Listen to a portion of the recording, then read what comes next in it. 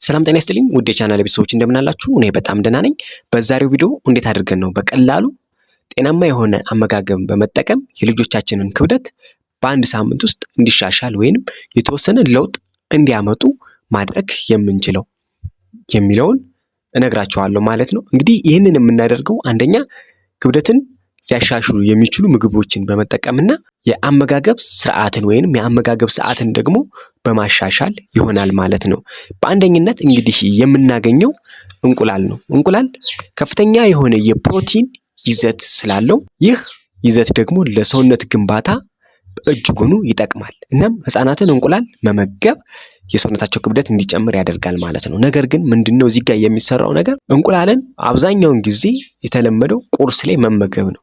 በእርግጥ እንቁላል ለቁርስ የሚሆን ጥሩ ምግብ ነው። ይህም ሰውነታችን በቂ የሆነ ፕሮቲን እንዲያገኝ ስለሚያደርገው፣ ነገር ግን የተጠቀሙትን ፕሮቲን ደግሞ ወደ ሰውነታቸው ግንባታ እንዲውል እንቁላልን ከቁርስ ይልቅ ማታ ላይ ህፃናቶች ወይም ልጆችን እንዲመገቡት ማድረግ ይህ ክብደታቸው እንዲሻሻል ይረዳል ማለት ነው። ማንኛውም ሰው ቢሆን እንቁላልን ማታ ላይ የሚመገብ ከሆነ የክብደት ለውጥ ወይንም የሰውነት ለውጥ እንዲያገኝ ያደርገዋል ማለት ነው። ከዛ በተጨማሪም ለአእምሮና ለአይን ጤና በጣም ጠቃሚ ነው ማለት ነው እንቁላል።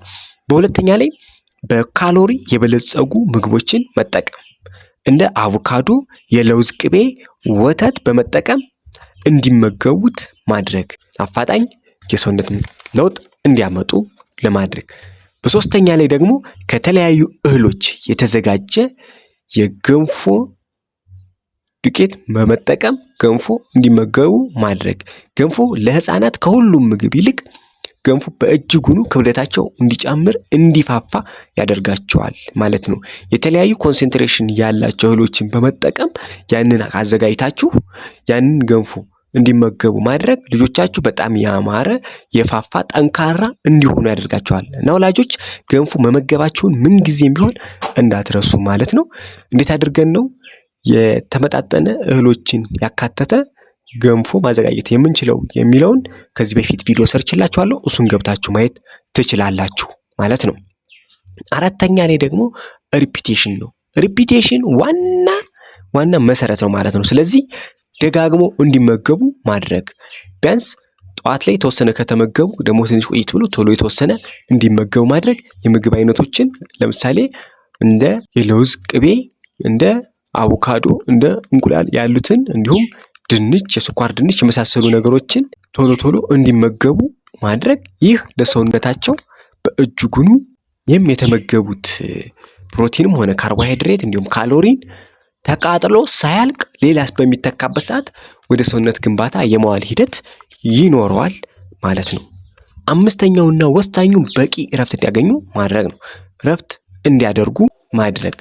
እረፍት በሚያደርጉበት ሰዓት በተለይም እንደ ረጅም ሰዓት እንቅልፍ በሚተኙበት ሰዓት ሰውነታቸው ከፍተኛ የሆነ የአቅም ግንባታ ከማድረግም ባለፈ የእድገት ለውጦች የሚካሄዱት በእንቅልፍ ስለሆነ በእጅጉኑ ይረዳቸዋል ማለት ነው። እነኚህን ቀላል ሜቶዶች በመጠቀም የህፃናታችሁን ወይንም የልጆቻችሁን ክብደት በአጭር ጊዜ ውስጥ ወይንም በ7 ቀን ውስጥ እንዲሻሻሉ ማድረግ ትችላላችሁ ማለት ነው። እነኚህን በቀላሉ በመጠቀም ማለት ነው ከሌሎች እህሎች ጋራ ከሌሎች ምግቦች ጋራ እንደ አዲሽናሊቲ በመጠቀም ማለት ነው። ነገር ግን ልጆቹ ጤናማ መሆናቸውን ምንጊዜም ማረጋገጥ መቻል አለባችሁ ማለት ነው። እስኪ ይህንን ነገር ሞክሩት፣ ለውጥ ታገኙበታላችሁ። አብራችሁን ስለቆያችሁ አመሰግናለሁ። ላይክ እና ሰብስክራይብ ማድረግ እንዳይረሳ። ኮሜንት ላይ ሀሳብ አስተያየታችሁን አስቀምጡልኝ። ቻው ቻው።